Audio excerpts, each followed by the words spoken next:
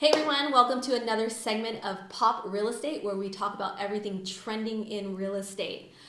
Today we're going to talk about a topic that a lot of Americans, at least 50% of Americans, understand or are going through, and it's divorce. I have Bernadette Ramirez here today to talk about that. She's had experience with helping clients get through a selling of a home during a divorce. Hi Bernadette. Hi. Welcome. Thank you. So, divorce. Yes. Unfortunate, sad situation, but as Americans, we do go through it. A lot. Yeah. So, tell me about your experience with a couple splitting up and having to sell a home. So, naturally, the first plan is to go see the judge. Once the judge says, okay, you guys can go ahead and sell it, then we can decide which way we're going to go. So, when it comes to the point of sale, that's where I really have to work with my owner or the seller of the home to see if I'm going to work for both parties. Okay. Right? Because that is a big step. Because both parties have to agree on everything in the course of the divorce. One other party might have more emotions than the other, so they might start to stall or decelerate the progress of it. So it's really important that both people either agree on the same agent or they can disagree to have different agents, but the agents have to agree to work together, if that makes sense. Because if the agents don't agree to work together, it's just going to stay just as confusing as it does for the couple that's getting divorced. Okay. So what if one person in the couple does not want to sell the house?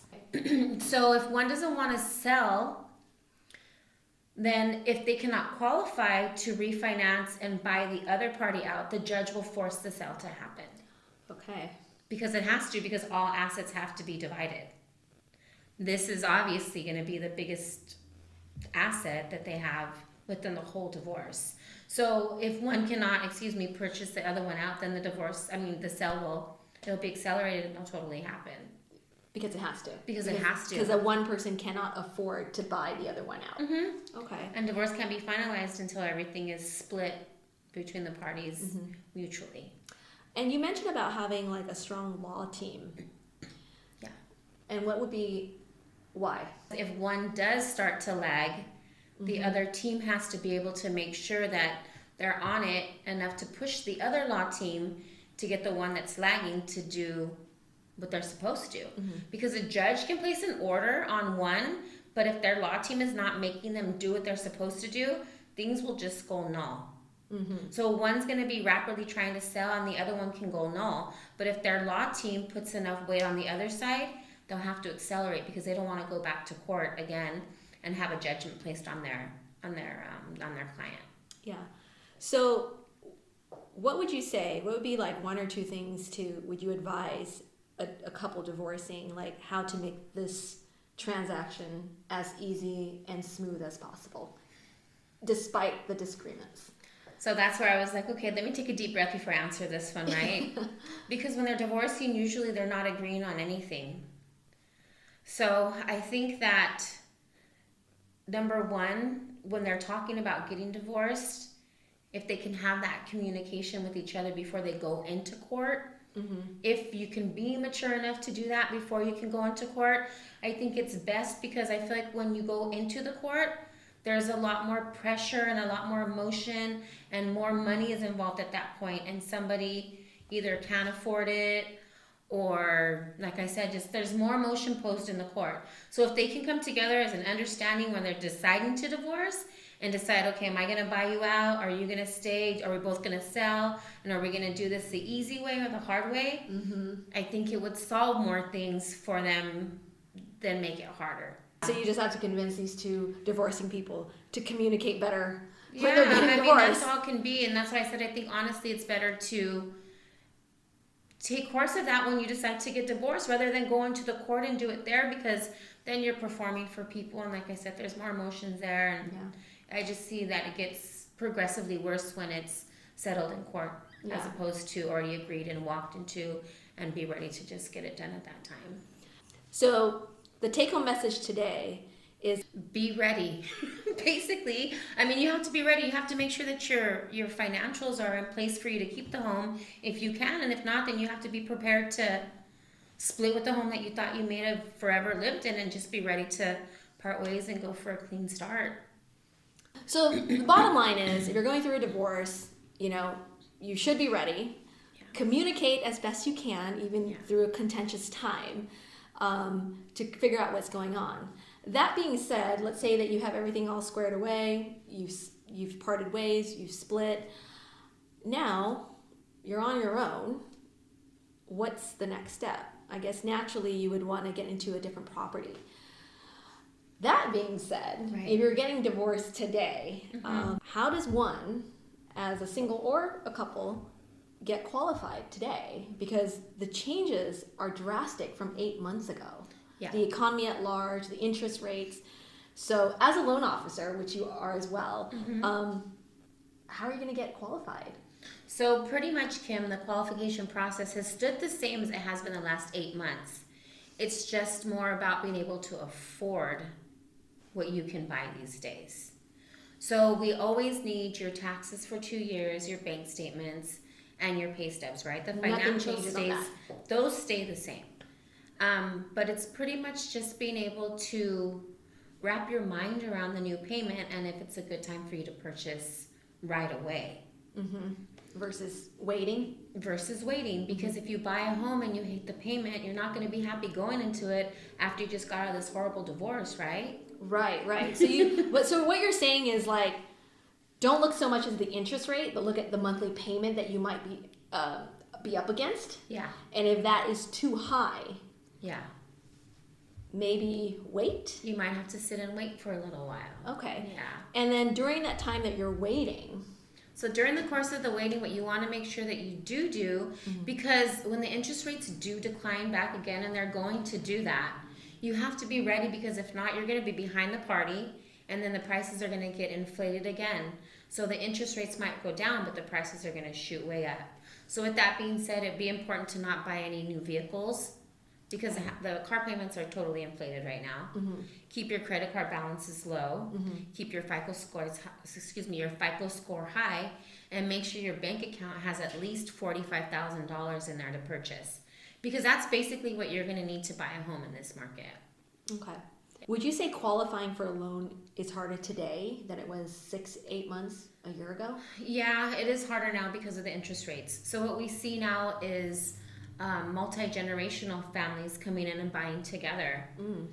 So I see adults as old as 40 using their parents that are 60, 70, 80 years old signing with them, or parents at 60 signing on for their 30-year-old son and daughter, because the interest rates are what is making it hard. So it's not really about the person anymore. It's more, like I said, the inflated mortgage rates right now. So you just have to really keep the savings account high and hold on to your job until things go back to a little bit more of a normal market when it comes to the interest rates anyhow. Yeah, more manageable. More manageable. Right. Yeah, you can call it that too.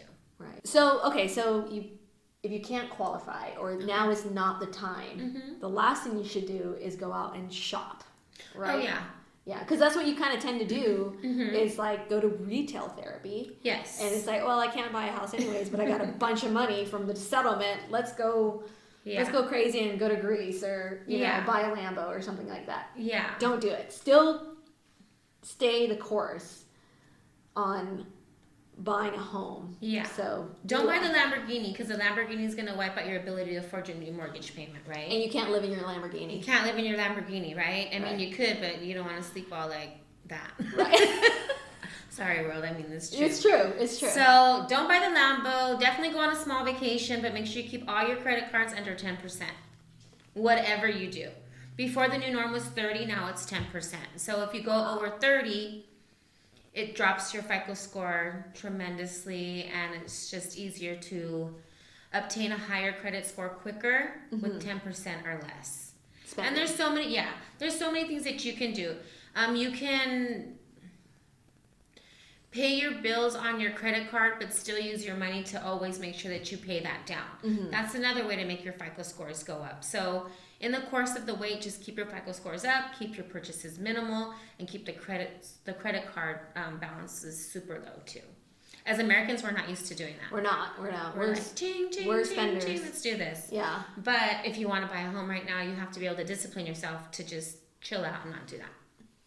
All right. Why would you get a HELOC when you're getting a divorce? Well, what you can do is say that you wanted to stay in the house and you wanted to buy out the Partner. your divorcer or divorcee or your ex-husband, ex-wife. Ass. Then you would, you want to leave the ass out, keep your ass in. Yeah. Then you would pull a HELOC, right? Home equity line of credit. Or you would do a cash out refinance. So you would do a cash out refinance, right? With the cash out refinance, if you decide to stay, you can take some of that money and you can paint the walls, you can change the interior, you can change the exterior. You can make it look like your own new home if you really wanted to go that route. And that route's always there. But you can do the home equity line of credit or you can do the cash out refinance. The two differences, right? So when you do a cash out refinance, you're keeping your original mortgage and you're adding on to that. Then we have the home equity line of credit, right? So it's a separate loan, a second mortgage, has a little bit of a higher interest rate, but if you have a low one right now, it doesn't mess with it as far as your first is concerned. Right. Anyway, so the home equity line of credit will just allow you to pull money out, and then again, you can just go ahead and take that and do any kind of changes to the home that you want to keep if you decided to stay. Yeah. Okay. Awesome. That's really good to know. Yeah. And you don't have to be divorced to take out those types of loans. Oh, no, you can take that out for anything. You can use that for pool improvement, home improvement, life improvement, credit card consolidation, trips, vacations, anything that you want to do. And in most cases, a home equity line of credit is a lower interest rate than you would get on any credit card.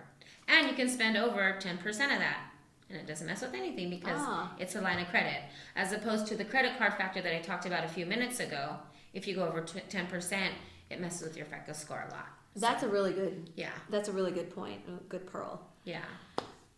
Okay, let's talk about something a little more lighthearted. Okay. Okay. As the experience as a real estate agent. Okay. Tell me the worst door knocking experience you've ever had. The worst door knocking experience that we've had has been going to somebody's house where we didn't know that they were actually getting divorced. Oh. Because it was just a normal door knocking thing, and it's funny that this happens to be the course of the conversation.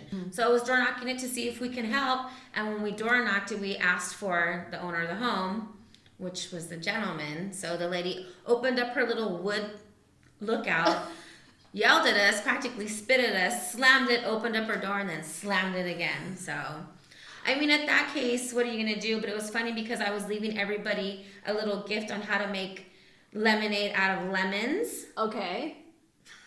So it was just a little glass jar with the lemon and some Kool-Aid and a little water bottle. She got the thing, she got the lemonade, and she threw it on the floor and said, never come back. That was my worst one. But it didn't stop me. I kept door knocking. Yeah. Because those are the things that are going to happen. You'll see, Kim. Thanks. You will see. I mean, it's not your fault. So tell me about that one about and they live here and they live there. Yeah, what was so that one I about? had a seller, and her mother was sad because she was selling the home, and the mother was not in agreement with it because it was both of their home, but the daughter had control of the sale. So long story short, I had some buyers. It was probably 105 degrees outside. It was a super hot summer. And we knock on the door. She opens it. I let the buyers go in. The buyers go in, and I'm walking out throughout the house, turning on the lights, turning on the fan, getting everything going. And I can hear her say, oh, let me take you outside and show you some things real quick. So I'm like not rushing to go with them because I'm thinking she's going to show them maybe where there's an electric outlet or something that I would never think of, right? So she's out there and she's like, see that house down the street? Because she was trying to ruin my sale. She's like, that's a halfway home. She's like, see that house down the street this way? Those are child molesters. There's Megan's Law. Have you pulled Megan's Law on this? And I'm hearing this and I'm coming out and I'm like, what is going on? So when I'm walking out to talk to my buyers about, I'm so sorry, let me talk to her on the side, she goes inside, locks us out, shuts all the blinds, and doesn't answer the door again. Well, there goes your sale. There went my whole sale. Do you know if it ever got sold? It did end up getting sold, For but a lot way less. less than what we would have sold it for, about $60,000 less. Okay. See? The sad thing is they didn't sell for like 2 to 3 years after, and they lost money because the market tanked. The take-home message is like, you need to talk to your kids. You need to communicate. And I think also like to educate the seller, because in the case that you were just mentioning, Yeah. they lost money. They lost a lot Of money. They eventually sold, but they lost money. So like I think educating the client, Yeah. and it may or may not work, but I think if we as agents, professionals in the real estate industry, if we come up against that, to present them the numbers in black and white, really clear, like, look, you could lose hundreds of thousands of dollars in here. And maybe that could be a motivating factor, like, oh, let's take advantage of this money that's here. That's an urgency, I think. And urgency, of course. Yeah. But again, I think with anything in life, you want to make informed decisions. So it's a smart decision. Is it a good decision? Is it a heartwarming decision? No. Yeah. But it's a smart and fair decision, I feel. It's the best decision for the family. Right. And that has to be the message that gets conveyed over. Right. Because if two people don't want to do it until they see that it's the best thing for the family, then they're just going to continue to butt heads. So Right. it's just it's part of our job. That's what we learn how to do. We counsel people, and we just have to try to make it work. Right. Yeah. But if not, fired. Well, thank you so much, Bernadette, for coming here today and being my guest. I hope you'll come back. Of course. And we'll talk more real estate next time. Yes, definitely. All right, thank you.